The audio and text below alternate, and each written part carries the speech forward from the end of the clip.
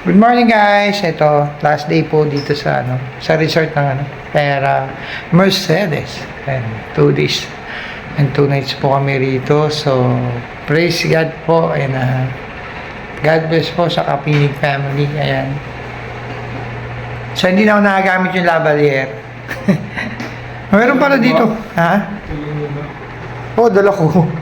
Meron pala dito terrace. Di ko na So, meron pa ng terrace dito. Ayan. Oh.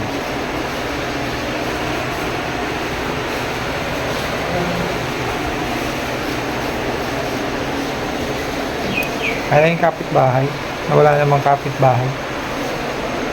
Ganda na. Ayan. So, siyempre, mabundok.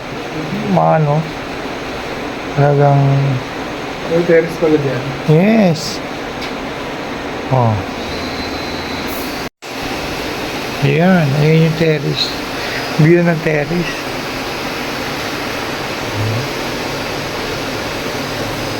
Yan, ang ganda oh. Oh, yang naman siya. Talaga. Siyempre sa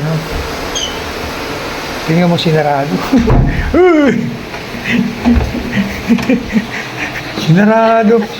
Sinarado. Sobra ka. Oh.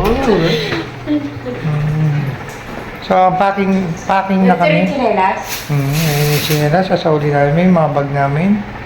Ayan po. So, hindi na po inabot yung TV kasi hindi na po sila nagbayad ng signal. And thank you Lord for all the blessing that you have given to us. Ditong experience na ito in Batangas Escapade po with Kapinig family. Ayan, maraming salamat po. Patuloy kayong pagpalain ni Lord. Patuloy na maranasan ng bawat isa po sa atin ang kabutihan at pagliligtas po ng ating dakilang Diyos. Maraming salamat po. This is your Kuya Mo, your Kanikita from sharing God's words. God bless. Stay safe. Shalom.